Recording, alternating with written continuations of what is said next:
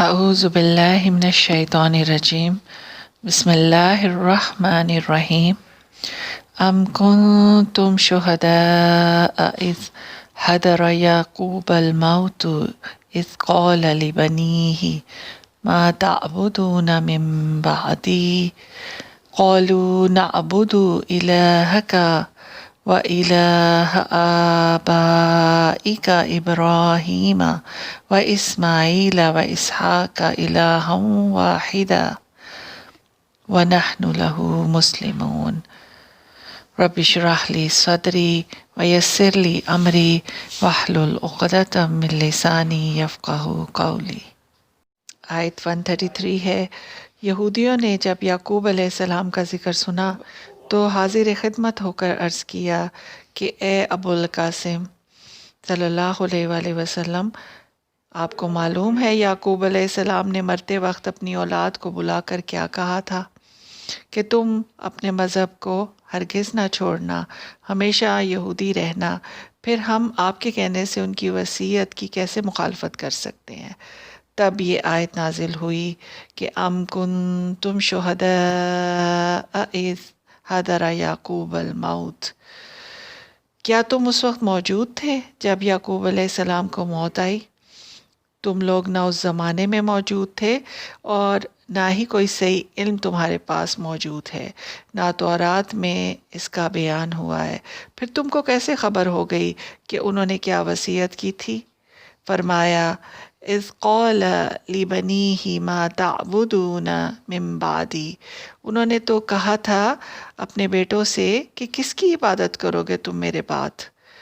بیٹوں نے جواب دیا تھا کہ ہم عبادت کریں گے آپ کے معبود کی اور ابراہیم، اسماعیل، اسحاق علیہ السلام کے معبود کی، اسی کی جس کی آپ اور آپ کے اہل اسلام عبادت کرتے تھے۔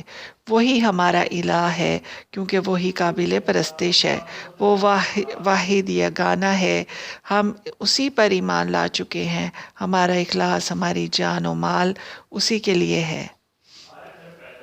اپنی وفات کے وقت یعقوب علیہ السلام مصر میں تھے، وہاں کے عام رہنے والے جو قبطی تھے کافر تھے۔ آپ کو خطرہ ہوا کہ کہیں یہ ان کی صحبت میں رہ کر شرک نہ کرنے لگیں یا کفر کرنے لگیں۔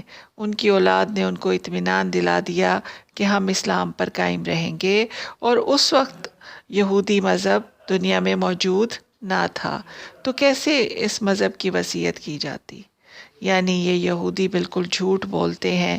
یہودیت تو موسیٰ علیہ السلام کے بعد شروع ہوئی، یہ اسلام تو ان کے مورث اعلیٰ اسرائیل علیہ السلام کی وصیت کے مطابق ہے۔ اسرائیل جیسا کہ ہم کو پتہ ہے حضرت یعقوب علیہ السلام کا لقب تھا۔ جو پہلی میں نے آپ کو تفسیر کروائی ہے وہ تھی بیان السبحان سے، اور اب ابن کثیر سے آپ کو کروا رہی ہوں۔ مشرکین عرب اسماعیل علیہ السلام کی اولاد میں سے تھے، کفار بنی اسرائیل اسحاق علیہ السلام کی اولاد میں سے تھے۔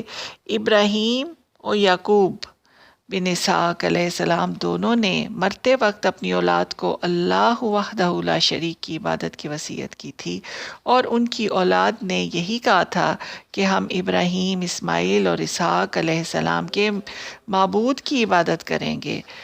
جو معبود ایک ہے ہم اسی کے فرما بردار ہیں، جو معبود یکتا ہے ہم الوہیت میں اسی توحید کے قائل رہیں گے، اس کے ساتھ کسی کو شریک نہیں کریں گے۔ درس قرآن میں آتا ہے کہ الغرض یہود کا یہ دعویٰ کہ یعقوب علیہ السلام نے یہودیت کی وصیت کی تھی محض افتراء ہے، نہ اس کی سند ہے نہ کوئی مشاہدہ۔ آیت 134 ہے۔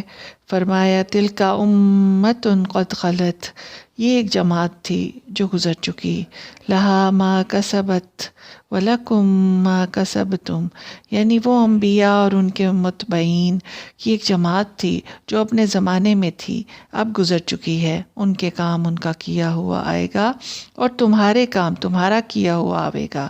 وہ تم کو دین حق پر رہنے کی وصیت کر گئے، ان کی نیکیوں سے تم کو کوئی فائدہ نہیں ملے گا۔ جو تم ان کی نسبت پر فخر و ناز کرتے ہو وہ برگزیدہ بندوں کی جماعت تھی، ان کے اتباع کے بغیر ان کا انتصاب تم کو کوئی نفع نہیں دے گا، نہ وہ تمہاری برائیوں بدعمالیوں کی آخرت میں ذمہ دار ہوں گے اور نہ ہی تم سے ان کے متعلق کوئی سوال ہوگا۔ یہودی اور نصارہ رسول اکرم صلی اللہ علیہ وسلم کی رسالت کے جو عقائد قطعیہ سے ہیں، سب انبیاء علیہ السلام اس کے مستحق تھے۔ یہ لوگ اسی میں مخالف تھے۔ اس طرح حضور صلی اللہ علیہ وسلم کی رسالت کا انکار کر کے کفر میں مبتلا ہو کر عیسیٰ اور موسیٰ یا دوسرے انبیاء علیہ السلام کی بھی مخالف ہو گئے۔ لہٰذا یہود اور نصارہ کو اپنے انبیاءوں کی بزرگی سے کوئی فائدہ نہیں پہنچے گا اور نہ ہی یہ انبیاء ان کی قیامت میں شفاعت کریں گے۔ صحیح احادیث سے ثابت ہے کہ مومنین کے لیے ان سے تعلق اور محبت نافع ہوگی۔ اسی طرح صالحین اور رسول اللہ صلی اللہ علیہ وسلم کی شفاعت بھی حق ہے۔ جو عقائد میں موافق ہو، اتباع کرنے والا ہو، خواہ عاصی ہو یعنی گنہگار۔ تفہیم القرآن سے ہے کہ بائبل میں یعقوب علیہ السلام کی وفات کا حال بڑی تفصیل سے لکھا ہے، مگر اس وصیت کا کوئی ذکر نہیں ہے۔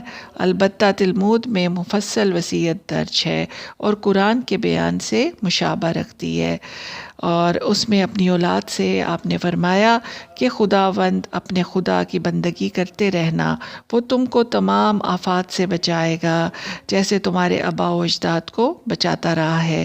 اپنے بچوں کو خدا سے محبت کرانے اور اس کی بندگی کرنے، اس کے احکام بجا لانے کی تعلیم دینا تاکہ ان کی مہلت زندگی دراز ہو، کیونکہ خدا ان لوگوں کی حفاظت کرتا ہے جو حق کے ساتھ کام کرتے ہیں، اس کی راہوں پر ٹھیک چلتے ہیں۔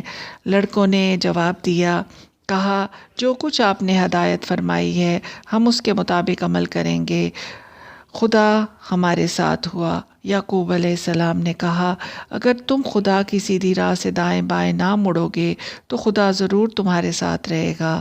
چنانچہ یہود اور نصارہ مسلمان جو بھی ہدایت پر رہے جو انبیاء علیہ السلام کے ذریعے اللہ تعالیٰ نے بھیجی ہے تو ٹھیک ہے، اور جو بھی ان کے طریقے سے پھر گیا اس سے نہیں پوچھا جائے گا کہ تمہارے باپ دادا کیا کرتے، بلکہ پوچھا جائے گا کہ تم خود کیا کرتے تھے۔ فرمان الہی ہے اور آیت ہے 135۔ انہوں نے کہا، اور یہ میں ابن کثیر سے کروا رہی ہوں، انہوں نے کہا ہو جاؤ یہودی یا نصارہ تم ہدایت پا جاؤ گے۔ ابن عباس رضی اللہ تعالیٰ عنہما کی روایت ہے کہ عبداللہ بن سوریہ نے کہا ہدایت تو صرف وہ ہے جس پر ہم ہیں، لہٰذا آپ صلی اللہ علیہ وسلم ہماری پیروی کریں۔ اسی طرح عیسائیوں نے بھی آ کر ایسے ہی کہا تھا۔ اس کے جواب میں یہ نازل فرمایا وَقَالُوا كُونُوا هُودًا وَنَصَارَىٰ تَهْتَدُوا، وہ کہتے ہیں ہو جاؤ یہودی یا عیسائی سیدھے راستے پر لگ جاؤ گے۔ فرمایا قُلْ بل ملت ابراہیم حنیفہ، بلکہ آپ صلی اللہ علیہ وسلم ان سے کہہ دیجئے کہ دین ابراہیم علیہ السلام کا جو ایک اللہ کے ہو رہے تھے ہم نے تو اس کو اختیار کیا ہے اور وہ مشرکین میں سے نہیں تھے۔ ہمارا یہودیت اور نصرانیت اختیار کرنے کا کوئی ارادہ نہیں ہے جس کی تم لوگ دعوت دیتے ہو۔ تفہیم القرآن سے ہے۔ اس جواب کو سمجھنے کے لیے دو باتیں نگاہ میں رکھیں۔ نمبر ایک کہ یہودیت اپنے اس نام اور اس مذہبی خصوصیات اور رسوم کے ساتھ تیسری چوتھی صدی قبل مسیح میں پیدا ہوئی۔ عیسائیت جن عقائد اور مخصوص مذہبی تصورات کا نام ہے وہ تو مسیح علیہ السلام کے بھی ایک مدت کے بعد وجود میں آئی۔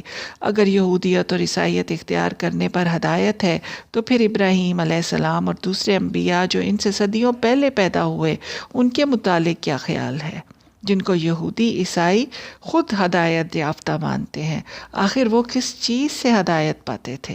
یہ ایک بہت بڑا سوال ہے جو ایسے لوگوں سے کیا جا سکتا ہے۔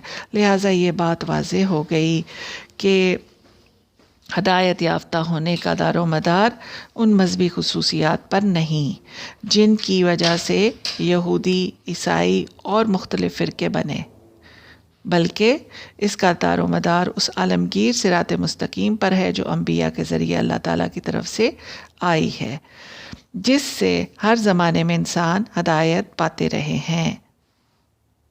دوسرا یہ کہ یہود اور نصارہ کی مقدس کتابیں گواہ ہیں کہ ابراہیم علیہ السلام اللہ تعالیٰ کے سوائے کسی دوسرے کی پرستش، تقدیس، بندگی اور اطاعت کے قائل نہ تھے، نہ کرتے تھے۔ ان کا تو مشن خدائے واحدہ کی صفات اور خصوصیات کی تعلیم اور تبلیغ کرنا تھا۔ ان کا یہودیت اور نصرانیت سے کوئی تعلق نہیں تھا۔ ان دونوں میں تو شرک کی آمیزش ہو گئی ہے۔ ابراہیم علیہ السلام تو پکے موحد تھے۔ معرف القرآن سے کہ یہود اور نصارہ سے کہہ دیجئے کہ اول تو یہودیت اور نصرانیت تو منسوخ ہو چکی ہیں، دوسرے یہ شرک کی گندگی سے آلودہ ہو چکی ہیں، اس لیے یہودیت اور عیسائیت ناقابل اختیار ہے، بلکہ دین ابراہیم ان آلودگیوں سے مبرہ اور منزہ ہے۔ یہی اسلام ہے، اسی کے اتباع کرنے والے نبی صلی اللہ علیہ وسلم ہیں، یعنی مسلمان ملت ابراہیمی کے متبع ہیں۔ وآخر دعوانا ان الحمد للہ رب العالمین۔